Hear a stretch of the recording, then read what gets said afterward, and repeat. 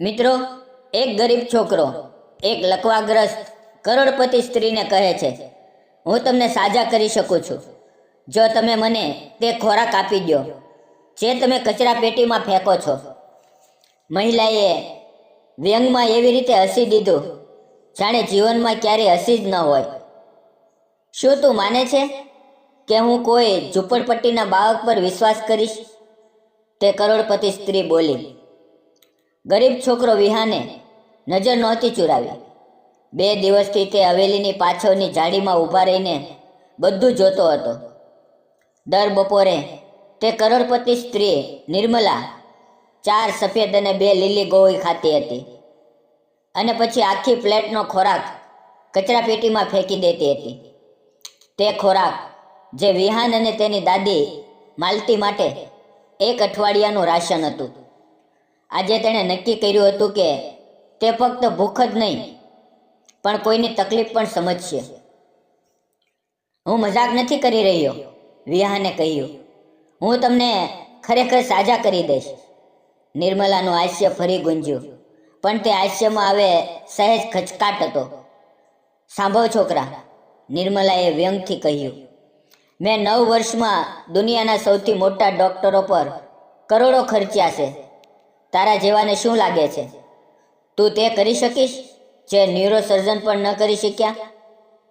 વિહાને બસ હસીને કીધું, કદાચ હું જે જોઉં છું કદાચ તેઓ નથી જોતા. તેણે શાંત સ્વરે કહ્યું. નિર્મલાએ હસી ઉડાવી, પરંતુ તેના ચહેરાની ચમક પલભર માટે ઝાંખી પડી.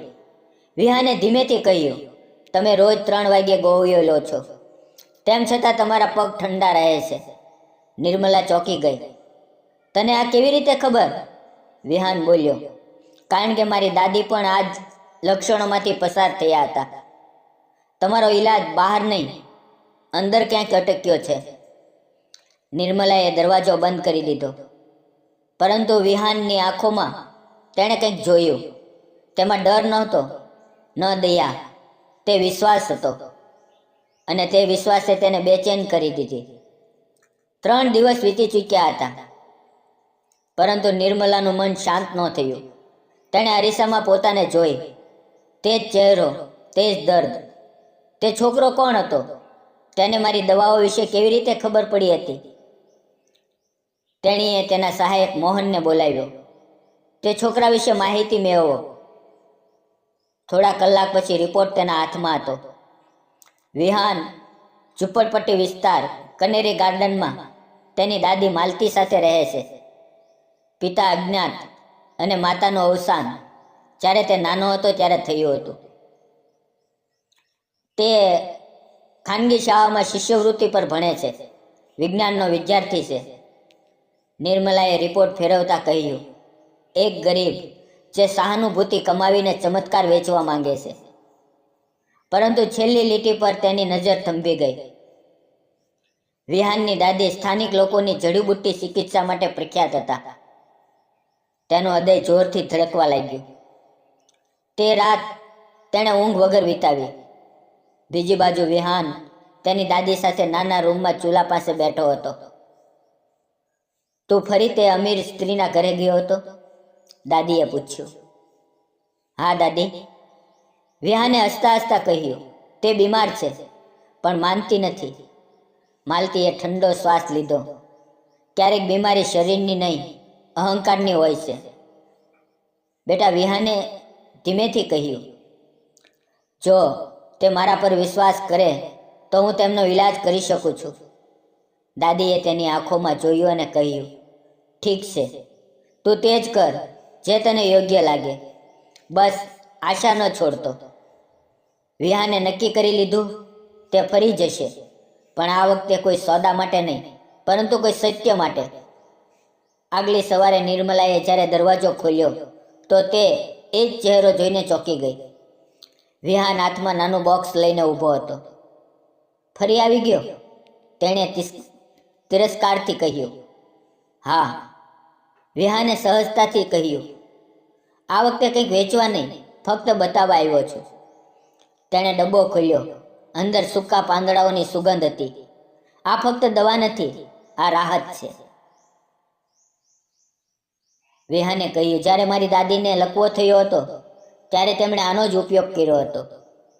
નિર્મલાએ ધૂણાથી માથું ફેરવી દીધું, પણ તે ક્ષણે તેનો શ્વાસ સહેજ અટકી ગયો.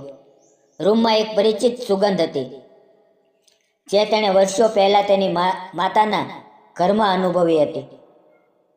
તેણે કંઈ ન કહ્યું, પરંતુ વિહાનની આંખોમાં તેણે ફરી એકવાર તે જ વિશ્વાસ જોયો, જે તેના બધા ડૉક્ટરોમાં નહોતો. તે રાત નિર્મલા સૂઈ શકી નહીં. તે એ જ સુગંધને વારંવાર અનુભવી રહી હતી, હળવી માટી જેવી, જાણે જૂની યાદોનો દરવાજો ખુલી ગયો હોય. તેણે ઓશિકા પાસે રાખેલી ગોળીઓ જોઈ, 4 સફેદ 3 લીલી. અચાનક તેને તેના શ્વાસોશ્વાસ ભારે લાગ્યા. શું ખરેખર હું વધુ દવા લઈ રહી છું? તેણે પોતાને પૂછ્યું. સવાર સુધીમાં તેની આંખો નીચે ઘેરા કુંડા હતા. મોહને પૂછ્યું, મેમ, શું હું ડૉક્ટરને બોલાવું? નિર્મલાએ માથું હલાવ્યું. ના, કોઈ બાળકે મારા વિચારવાની રીત બદલી નાખી છે. તેણે દવાઓનો ડબ્બો ટેબલ પરથી હટાવ્યો અને વિહાનની વાત યાદ કરી. ઈલાજ ત્યાંથી નથી આવતો જ્યાંથી આપણે આશા રાખીએ છીએ. તે વિચારવા લાગી, કદાચ હવે તે બાળક સાથે ફરી વાત કરવી જોઈએ. નિર્મલાએ તેની કાર વિહાનની ઝૂંપડપટ્ટી સુધી મોકલી. લોકો આશ્ચર્યચકિત થઈ ગયા. આટલી મોટી ગાડી પહેલીવાર ત્યાં આવી હતી. વિહાન બહાર આવ્યો તો ડ્રાઈવરે કહ્યું, મેડમે તમને બોલાવ્યા છે. વિહાનના ચહેરા પર આશ્ચર્ય નહીં, પણ એક હળવી સ્મિત હતી. થોડીવાર પછી તે ફરીથી એ જ આરસ પહાણના હોલમાં ઊભો હતો. નિર્મલાએ પહેલી વાર તેની વાત કોઈ મહેણા ટોણા વગર સાંભળી. વિહાને સમજાવ્યું, તમારી દવાઓ ફક્ત દુખાવો દબાવી રહી છે, કારણ દૂર નથી કરી રહી. તમારું શરીર ઠંડુ એટલા માટે છે કારણ કે તમારી નસોમાં પ્રવાહ અટકી ગયો છે. તમારે દરરોજ તડકામાં બેસવું પડશે અને તમારા પગને અનુભવવાનો પ્રયાસ કરવો પડશે. નિર્મલાએ તિરસ્કારથી કહ્યું, તડકો તે મને બાળી નાખશે. વિહાને કહ્યું, ના, તે તમને જીવંત રાખશે. તેના આત્મવિશ્વાસે હવેલીની હવા બદલી નાખી. નિર્મલાએ પહેલી વાર માથું હલાવ્યું. ઠીક છે, 1 અઠવાડિયું તારી રીતે. તે સવાર હવેલીમાં વિચિત્ર હતી. વર્ષો પછી નિર્મલા તડકામાં બેઠી હતી. તેની ત્વચા પર કિરણો પડી રહ્યા તો તેણે આંખો બંધ કરી લીધી. વિહાન તેની પાસે બેઠો હતો. બસ શ્વાસ અનુભવો અને તમારા પગને હવેથી હલાવવા પ્રયાસ કરો. નિર્મલાએ ધીમેથી પ્રયાસ કર્યો અને મહિનાઓ પછી પહેલીવાર તેની આંગળીઓમાં ઝણઝણાટી થઈ. મેં અનુભવ્યું, તેણે ધ્રુજતા અવાજે કહ્યું. વિહાન હસ્યો. આ જ શરૂઆત છે. તડકામાં બેઠેલી તે સ્ત્રીએ અચાનક પોતાને મશીનની જેમ નહીં, પણ માણસની જેમ અનુભવી. તે સાંજે તેણે ડૉક્ટરને ફોન કર્યો. આજે મેં મારા પગ અનુભવ્યા. હવે નિર્મલા દરરોજ વિહાનને મળતી હતી. ક્યારેક તે હસતી, ક્યારેક દલીલ કરતી, પણ દરરોજ થોડી આશા વધતી. ધીમે ધીમે નિર્મલાનો ચહેરો નરમ પડવા લાગ્યો. તે હવે ફક્ત એક બીમાર સ્ત્રી નહોતી. તે શીખી રહી હતી કે કોઈની સાચી મદદ પૈસાથી નહીં, પણ વિશ્વાસથી થાય છે. એક સાંજે તેણે વિહાનને પૂછ્યું, જો હું સાજી થઈ જાઉં તો તું શું માંગીશ? વિહાને કહ્યું, ફક્ત એક વચન, કે જ્યારે તમે ચાલવા લાગશો તો કોઈ બીજા માટે તે જ કરશો જે મેં તમારા માટે કર્યું. નિર્મલાની આંખો ભીની થઈ ગઈ. તે જાણતી હતી અસલ સારવાર શરૂ થઈ ચૂકી છે. નિર્મલા હવે રોજ સવારે તડકામાં બેસતી. વિહાન તેની નસ પકડીને કહેતો, આજે રક્ત પ્રવાહ થોડો સારો છે. ધીમે ધીમે તેની ઊંઘ સુધરવા લાગી. ખાવાની ભૂખ પાછી આવવા લાગી. તેની નોકરાણી મધુએ કહ્યું, મેમ, તમને જોઈને લાગે છે કે તમે જાણે ફરીથી જીવી રહ્યા છો. નિર્મલા હસી પડી. કદાચ તે છોકરાએ મારામાં જીવ ફૂંકી દીધો છે. એક દિવસ વિહાને કહ્યું, હવે તમારે પાણીમાં પગ ડુબાડીને હવે હલચલ કરવી પડશે. નિર્મલા ખચકાય, મને પડી જવાનો ડર લાગે છે. પડી જવું ખરાબ નથી મેમ, વારંવાર બેસી રહેવું જરૂર ખરાબ છે. વિહાન બોલ્યો. નિર્મલાએ પહેલી વાર પાણીને અનુભવ્યું. તે ઠંડક હવે ડર નહીં પણ આશા લાગી રહી હતી. ધીમે ધીમે તેના પગ ધ્રુજ્યા અને હલ્યા. મધુએ જોયું, વ્હીલચેરની પાસે નિર્મલાની આંગળીઓ હલી રહી હતી. તે સીચ પાડી ઉઠી. મેમ, તમે હલાવ્યું. નિર્મલાએ પોતાને રોકી નહીં. તેની આંખોમાંથી આંસુ વહેવા લાગ્યા. મેં અનુભવ્યું, તે બબડી. વિહાને બસ હસીને કહ્યું, હું કહેતો હતો ને, શરીર ક્યારેય જૂઠું બોલતું નથી. નિર્મલાએ માથું ઝુકાવીને કહ્યું, તારા જેવા કોઈએ ક્યારેય મને પડકારી નથી. વિહાન બોલ્યો, ક્યારેક અમીરી નહીં પણ સચ્ચાઈ ઉપચાર હોય છે. તે દિવસે હવેલીની હવા અલગ હતી. દિવાલોમાં પણ એક શાંતિ હતી જે વર્ષોથી ગાયબ હતી. વિહાને દાદીને ફોન પર કહ્યું, દાદી, તે હવે પોતાના પગ પર વિશ્વાસ કરવા લાગી છે. માલતી બોલ્યા, બેટા, જ્યારે કોઈને પોતાની તાકાત પર વિશ્વાસ પાછો મળે છે તો સમજ, જે અડધો રોગ જતો રહ્યો. થોડા અઠવાડિયામાં નિર્મલાનું શરીર સુધરી ગયું, પરંતુ વિહાને અનુભવ્યું, હવે અસલ બીમારી તેની અંદર હતી. તમારા પગ નહીં, તમારું હૃદય વધારે થાકી ગયું છે, વિહાને કહ્યું. નિર્મલાએ પાછળ ફરીને પૂછ્યું, હૃદયનો શું ઈલાજ છે તારી પાસે? વિહાન બોલ્યો, માફી. કોનાથી? પોતાનાથી. નિર્મલાએ માથું ઝુકાવી દીધું.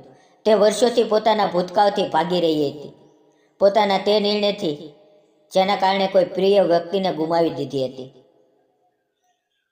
વિહાને તેને એક ડાયરી આપી. દરરોજ લખો. જે અનુભવો, ક્યારેક શરીર, ક્યારેક મન, બંને એક સાથે. નિર્મલાએ પહેલી વાર કલમ ઉઠાવી. તે દિવસે તેણે પોતાને વર્ષો પછી હળવું અનુભવ્યું. હવે હવેલીમાં દિવસો અલગ થવા લાગ્યા. નિર્મલા દરરોજ સવારે હસીને સ્ટાફને નમસ્તે કહેતી. મધુએ મજાકમાં કહ્યું, મેમ, તમે બદલાઈ ગયા છો. નિર્મલાએ જવાબ આપ્યો, ના મધુ, હું પહેલી વાર અસલ હું બની છું.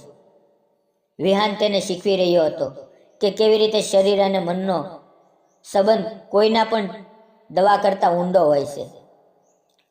એક દિવસ તેણે નિર્મલાને બગીચામાં ચાલવાનું કહ્યું. પહેલું પગલું ભરતી વખતે તે ધ્રુજી. વિહાને કહ્યું, ડરો નહીં, પ્રયાસ કરો. નિર્મલાએ ધીમેથી પહેલું પગલું ભર્યું અને પછીની પહોળે તે ચાલી રહી હતી. આકાશમાં હળવો વરસાદ શરૂ થઈ ગયો હતો અને બંનેની આંખોમાં ચમક હતી. કોઈ ચમત્કારની નહીં પણ વિશ્વાસની. નિર્મલાના ચાલવાના સમાચાર ઝડપથી ફેલાઈ ગયા. અખબારોએ લખ્યું, ઝૂંપડપટ્ટીના છોકરાએ લકવાગ્રસ્ત કરોડપતિને ચલાવી. કેમેરા ઝૂંપડપટ્ટીમાં પહોંચવા લાગ્યા. લોકો વિહાનને એક ચમત્કારી બાળક કહેવા લાગ્યા. નિર્મલાએ કહ્યું, મને ડર છે, લોકો તારા ઈરાદાને ખોટો સમજશે. વિહાન હસ્યો. જે સાચું હોય છે તેને સાબિત કરવું પડતું નથી. પણ મીડિયાનું દબાણ વધવા લાગ્યું.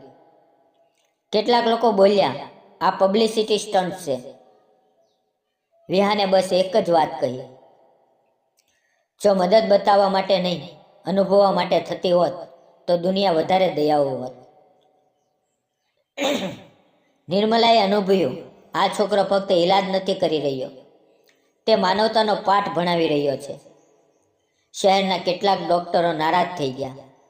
એક સાધારણ ઝૂંપડપટ્ટીનો છોકરો અમારી મજાક બનાવી રહ્યો છે. તેમાંથી એક મીડિયામાં નિવેદન આપ્યું, નિર્મલાની રિકવરી માનસિક અસર છે, ચિકિત્સાત્મક નથી. નિર્મલાએ હસતા હસતા કહ્યું, તો શું હું હવે ખોટું બોલી રહી છું? તે હવે પોતાની શક્તિઓ ઓળખી ચૂકી હતી, પરંતુ અસલ પડકાર હજી બાકી છે. તે બોલ્યો, લોકો ત્યાં સુધી હસે છે જ્યાં સુધી સત્ય તેમની આંખોમાં ન આવી જાય. દાદીએ કહ્યું, બેટા, જે સચ્ચાઈ વહેંચે છે તેને વિરોધ પણ સહન કરવો પડે છે. વિહાન ચૂપ રહ્યો, પણ અંદરથી વધુ મજબૂત થઈ ગયો. થોડા મહિનાઓ પછી નિર્મલાએ વિહાનને હવેલીએ બોલાવ્યો. મેં મારો એક મોટો નિર્ણય લીધો છે, તેણે કહ્યું. હવેથી આ હવેલી આરોગ્ય કેન્દ્ર બનશે, જ્યાં ગરીબ લોકોનો મુક્ત ઇલાજ થશે, તે પદ્ધતિથી જે વિજ્ઞાન અને સંવેદનાને જોડે. વિહાને ચોંકીને પૂછ્યું, શું તમે ખરેખર આ બધું કરશો? નિર્મલાએ હસીને કહ્યું, હા, કારણ કે હવે હું ફક્ત ચાલતી નથી પણ સમજું છું. તું આ કેન્દ્રનો સલાહકાર રહીશ. કેન્દ્ર શરૂ થયું પહેલા જ મહિને સેંકડો લોકો ત્યાં આવ્યા. વિહાન દરેક દર્દી સાથે તે જ રીતે વાત કરતો જેમ તેની નિર્મલા સાથે કરી હતી, ધૈર્ય, આદર અને ધ્યાનથી. શહેરના ડોક્ટરો હવે તેની સાથે કામ કરવા લાગ્યા. એક ઇન્ટરવ્યુમાં તેને પૂછવામાં આવ્યું, તારી પાસે કોઈ મેડિકલ ડિગ્રી નથી, તો પછી તું આ કેવી રીતે કરે છે? વિહાને હસીને કહ્યું, ડિગ્રી જ્ઞાન આપે છે, પણ અનુભવ સમજણ આપે છે. હું બંને શીખવા માંગુ છું. નિર્મલા તેની વાત સાંભળીને ગર્વથી હસી. તે હવે સમજી ચૂકી હતી કે ક્યારેક સૌથી મોટો ઈલાજ આપનાર તે જ હોય છે જેણે પોતે તકલીફ સહન કરી હોય. એક સાંજે વિહાનને નિર્મલાના હાથે લખેલો પત્ર મળ્યો. વિહાન, તે મને ચાલતા શીખવ્યું, પણ તેનાથી મોટી ભેટ આપી છે, જીવતા શીખવીને. તારી સચ્ચાઈએ મારો અહંકાર તોડ્યો અને તેને તૂટવાથી મને શાંતિ મળી. મારી સંપત્તિનો એક ભાગ તે બાળકો માટે છોડ્યો છે જે વિજ્ઞાન અને માનવતાને સાથે લઈને ચાલવા માંગે છે. તું તે ફાઉન્ડેશનનો પહેલો વિદ્યાર્થી છે. વિહાનની આંખો ભરાઈ આવી. તેણે પત્રને દાદીના ચરણોમાં મૂક્યો. માલતી બોલ્યા, જોયું બેટા, ફક્ત દવાઓથી નહીં, દયાથી પણ જીવન બદલાય છે. થોડા મહિનાઓ પછી નિર્મલા તેના નવા કેન્દ્રમાં વિહાનની સાથે ઊભી હતી. લોકોને ભીડ હતી, કેમેરા, તાળીઓ. નિર્મલાએ કહ્યું, આજે હું ચાલી શકું છું કારણ કે કોઈ ઝૂંપડપટ્ટીના છોકરાએ મને મારા પર વિશ્વાસ કરવાનું શીખવ્યું. વિહાને હસીને જવાબ આપ્યો, અને મેં શીખ્યું કે અમીરી પૈસામાં નહીં પણ નીતિમાં હોય છે. તાળીઓનો ગડગડાટ. બંને એકબીજાને જોઈને હસ્યા. હવે કોઈ કરોડપતિ નહોતું, કોઈ ઝૂંપડપટ્ટીનો છોકરો નહોતો. ફક્ત બે માણસો હતા જેમણે એકબીજાને વધારે સારા બનાવ્યા. તો મિત્રો, આજની આ વાર્તા તમને કેવી લાગી? કોમેન્ટ બોક્સમાં જરૂર જણાવજો. જો તમને વાર્તા પસંદ આવી હોય તો વિડીયોને લાઈક કરજો અને વિડીયોને વધુમાં વધુ શેર પણ કરજો. આવી જ નવી રસપ્રદ વાર્તાઓ સાંભળવા માટે અમારી ચેનલને સબસ્ક્રાઈબ કરજો. અને હા, બેલ આઇકન દબાવવાનું ભૂલતા નહીં, જેથી તમે અમારી કોઈ પણ વાર્તા ચૂકશો નહીં. આપણે ફરી મળશું એક નવી વાર્તામાં. વાર્તા પૂરી સાંભળવા બદલ તમારો ખૂબ ખૂબ આભાર.